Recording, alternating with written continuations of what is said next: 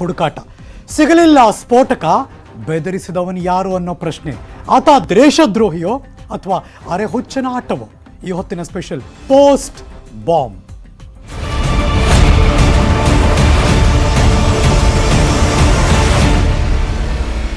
ಒಂದು ಪತ್ರ ಇಡೀ ರಾತ್ರಿ ಎಲ್ಲ ಪೊಲೀಸರ ನಿದ್ದೆಗೆಡಿಸ್ಬಿಡ್ತು.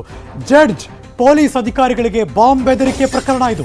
ನಗರ ಪೊಲೀಸ್ ಆಯುಕ್ತ ಕಮಲ್ ಪಂತ್ ಪ್ರತಿಕ್ರಿಯೆ ಕೊಟ್ಟಿದ್ದಾರೆ. ಕವರ್ನಲ್ಲಿ ಡೆಟೋನೇಟರ್ ಹಾಗೂ ವೈರ್ಗಳಿದೆ ಅಂತ ಮಾಹಿತಿ ಕೊಟ್ಟಿದ್ದಾರೆ. ಇದೀಗ ಬರ್ತಿರೋ ಬ್ರೇಕಿಂಗ್ ನ್ಯೂಸ್.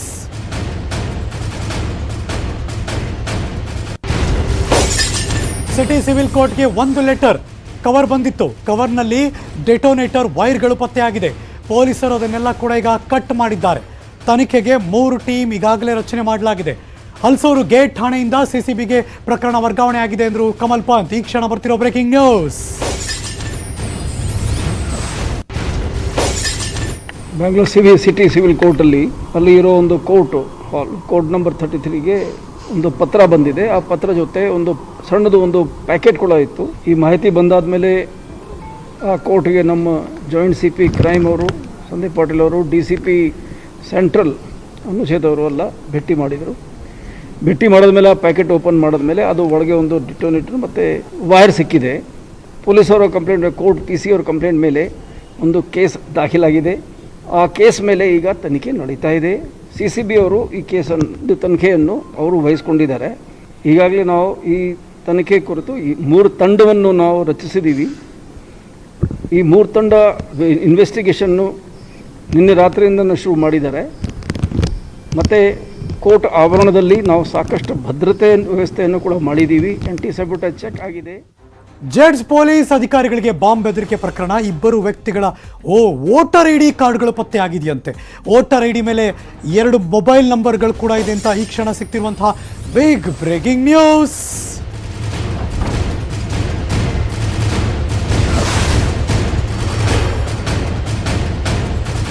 ಇದ್ರ ಬಗ್ಗೆ ಎನ್ಕ್ವೈರಿ ಮಾಡ್ತಿದ್ದ ಹಾಗೇನೆ ಹಲವಾರು ಕ್ಲೂಗಳು ಸಿಗ್ತಾ ಹೋಗ್ತಾ ಇದೆ. ಕೋಡಿಯಾಳ ಪಂಚಾಯಿತಿ ಅರವೇಸಂದ್ರ ಗ್ರಾಮದ ವಿಳಾಸದ ಕಾರ್ಡ್ ಅದು. CCB ಮತ್ತು ಹಲಸೂರು ಗೇಟ್ ಪೊಲೀಸರು ಗ್ರಾಮಕ್ಕೆ ದೌಡಾಯಿಸಿದ್ದಾರೆ. ಇಬ್ಬರನ್ನ ವಶಕ್ಕೆ ಪಡೆದು ಹ್ಯಾಂಡ್ ರೈಟಿಂಗ್ ಪರಿಶೀಲನೆ ಮಾಡ್ತಿದ್ದಾರೆ. ಬಿಕಾಸ್ ಯಾರೋ ಬರೆದು ಕಳಿಸಿರುವಂತಹ ಪತ್ರ ಅದು. ಶಿವಪ್ರಕಾಶ್ ಅನ್ನೋ ವ್ಯಕ್ತಿಯ ವೋಟರ್ ID ಪತ್ತೆ ಆಗಿದೆ. ದ್ವೇಷದ ಹಿನ್ನೆಲೆಯಲ್ಲಿ ಪತ್ರ ಬರೆದಿರುವಂತಹ ಶಂಕೆ ವ್ಯಕ್ತಪಡಿಸುತ್ತಿದ್ದಾರೆ. ಆತನ ಹೇಳಿಕೆ ಆಧಾರದಲ್ಲಿ ಇಬ್ಬರನ್ನ ವಶಕ್ಕೆ ಪಡೆದಿದ್ದಾರೆ ಪೊಲೀಸರು. ವಿದ್ಯಾರ್ಥಿಗಳಿಂದ ಲೆಟರ್ ಬರೆಸಿರುವ ಶಂಕೆ ಕೂಡ ಇದೆಯಂತೆ. ಹೀಗಾಗಿ ವಶಕ್ಕೆ ಪಡೆಯಲಾದ ವ್ಯಕ್ತಿಗಳ ಹ್ಯಾಂಡ್ ರೈಟಿಂಗ್ ಪರಿಶೀಲನೆ, ಅವರಿಂದ ಹ್ಯಾಂಡ್ ರೈಟಿಂಗ್ ಮಾದರಿ ಪರಿಶೀಲನೆ, ಅಥವಾ ಬೇರೆ ಯಾರೋ ಪತ್ರ ಬರೆದು ಇವ್ರ ವೋಟರ್ ID ಅಲ್ಲೆಲ್ಲೋ ಇಟ್ಟು ಇನ್ಯಾರೋ ಸಿಕ್ಸೋ ಪ್ರಯತ್ನ ನಡೀತಾ ಇದೆಯಾ, ಎಲ್ಲ ಎನ್ಕ್ವೈರಿಗಳು ಕೂಡ ಆಗ್ತಾ ಇದೆ.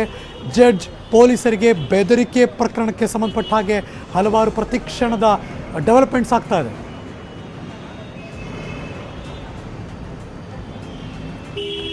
ಮತ್ತಷ್ಟು ಮಾಹಿತಿ ನನ್ನ ಸಹೋದ್ಯೋಗಿ ಕ್ರೈಮ್ ಬ್ಯೂರೋಯಿಂದ ಗಂಗಾಧರ್ ದೂರವಾಣಿ ಸಂಪರ್ಕದಲ್ಲಿದ್ದಾರೆ. Good morning Gangadhar. ಪೊಲೀಸರು ಎಲ್ಲ ಕಡೆ ಜಾಲಾಡ್ತಿರೋ ಕಾಣಿಸ್ತಾ ಇದೆ. ಹೆಂಗೆ ಯಾವುದೋ ಹಳ್ಳಿ ಎಲ್ಲೆಲ್ಲೋ ಕನೆಕ್ಟ್ ಆಗ್ತಾ ಇದೆಯಾ ಇದು? ಸರೀಶ್, ಅಂದ್ರೆ ಈಗ ಏನು NDPS ಕೋರ್ಟ್ ನ ಜೊತೆಗೆ ಒಂದು ಬೆದರಿಕೆ ಪತ್ರದ ಹಿನ್ನೆಲೆಯಲ್ಲಿ ಪೊಲೀಸರು ಕೂಡ ಹೈಯಲ್ಟ್ ಆಗಿರುವಂತದ್ದು. ಇದನ್ನೆಲ್ಲ ಸಿಟಿ ಸಿವಿಲ್ ಕೋರ್ಟ್ ನ ಆವರಣ ಮತ್ತೆ ಒಳಗೆ ಮತ್ತೆ ಪಕ್ಕದಲ್ಲೇ ಈಗ ಮೆಟ್ರೋ ಸ್ಟೇಷನ್ ಇರೋದ್ರಿಂದ ISP ಆಂತರಿಕ ಭದ್ರತಾ ವಿಭಾಗದ ಅಧಿಕಾರಿಗಳಾಗಿರ್ಬೋದು, ಅದರ ಸಿಬ್ಬಂದಿ ಮತ್ತೆ ಸ್ಥಳೀಯ ಪೊಲೀಸರು ಕೂಡ ಹೆಚ್ಚಿನ ಇಲ್ಲಿ ಪೊಲೀಸ್ ಬಂದೋಬಸ್ತನ್ನ ಮಾಡ್ಕೊಂಡಿದ್ದಾರೆ. ಬೆಳಗ್ಗೆಯಿಂದಲೂ ಕೂಡ ಬಾಂಬ್ ಸ್ಕ್ವಾಡ್ ಆಗಿರ್ಬೋದು, ಡಾಗ್ ಸ್ಕ್ವಾಡ್ ಇಂದಲೂ ಕೂಡ ಎಲ್ಲಾ ಸುತ್ತಮುತ್ತಲೂ ಎಲ್ಲ ಕೂಡ ಪರಿಶೀಲನೆಯನ್ನ ಮಾಡ್ತಾ ಇದ್ದಾರೆ.